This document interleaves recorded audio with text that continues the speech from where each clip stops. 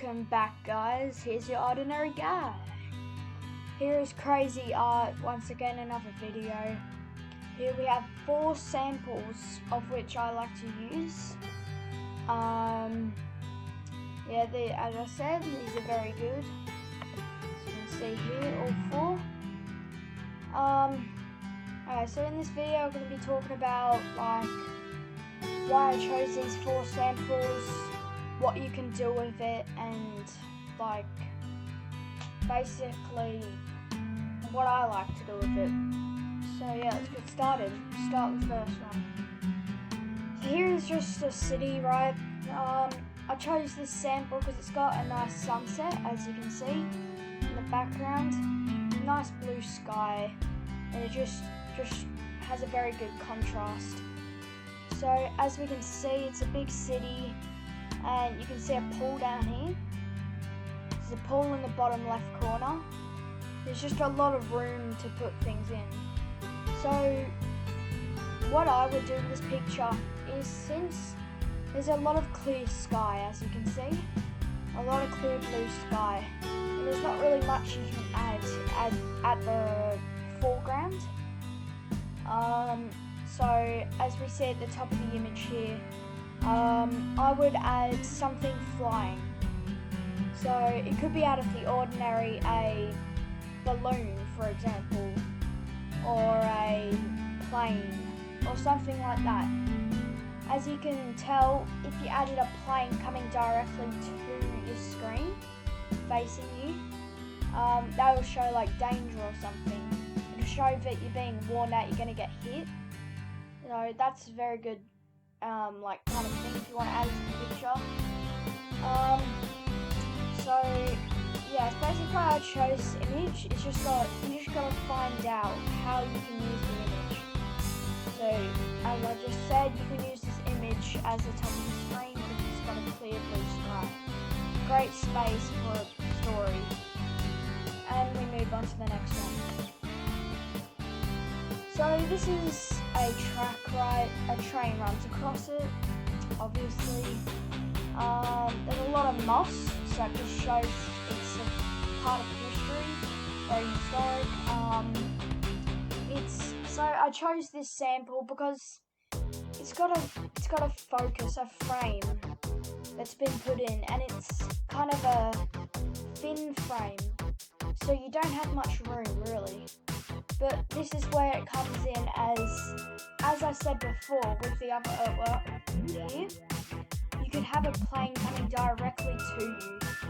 For instance, in this, you could have a train twisting around the corner of the track coming straight to you again as you're about to be hit. Something like that. That again, it paints a picture for you and a story. I also chose this image because you can just do a lot of things around with. People could be getting on the train, you could tell a story from that. There could be something blocking the track and tell a story as well with that. So there's just a lot of things you can do with this image. It's probably one of the best images out of these 4, I'd say. Because you've just got a small space to work with, but a big story that you can put in. And that takes us to the 3rd one. Here is a very historical place. So you can see it's got a statue. So that could be your main point of view in this image. With Photoshop, you could take all these people out of the image, as you can see on the foreground, and you could replace those people with characters of TV shows, movies, or whatever. There could be a battle, there could be fighting. You could do also a lot of stuff with this image. I chose this image as well because it's like the last one that we just spoke about. You can do a lot of things with it. But I would recommend more of an entrance. As you can see here, it's open. You've got a bright sky. So you can change the sky to a dark one. You've got characters fighting. It's just if you like the last image here, you've got an entrance coming in, there's just in this image it's just open, plain. So layout isn't great in this image for me, personally, but probably for you it might be great. But yeah, for me, I'd probably recommend the entrance. And then the fourth one. I really like this. The contrast and just the colours are just amazing. The thing that really catches your eye is the blue lights under the stairs. So if you were there in that image, the first thing you'd realise is the colour popping.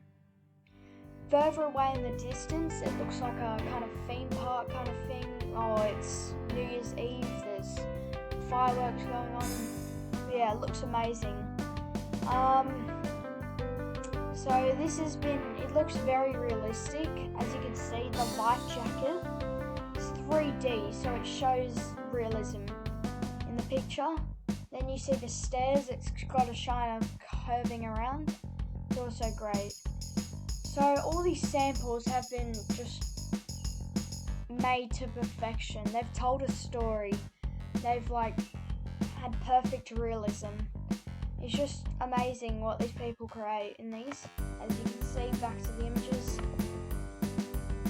They're all wonderful. They all have a good perspective and point of view. So then we move on to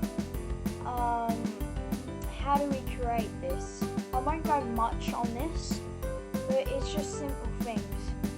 So to start, you would need a photo, right, obviously, but you need to choose a photo that has a perspective or a story, right?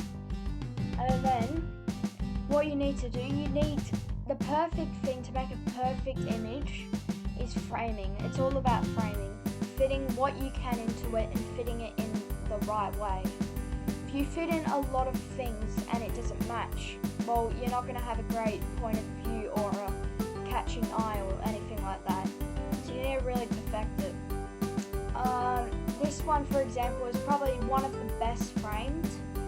It's been framed at the back for a big explosion. It's got cities and lights to represent orange in that, so kind of cool kind of section. It's got a stairway, which again, an entrance, what I would recommend. So 2 and 4 to this one, a great entrance, and 4 are just one of the best samples I've found so far. So that'll take you to the end there. The 3 key steps: perspective, point of view, and framing. Now I hope you enjoyed. Like and subscribe for this video. I will make videos daily, weekly if you want, but whenever you'd like.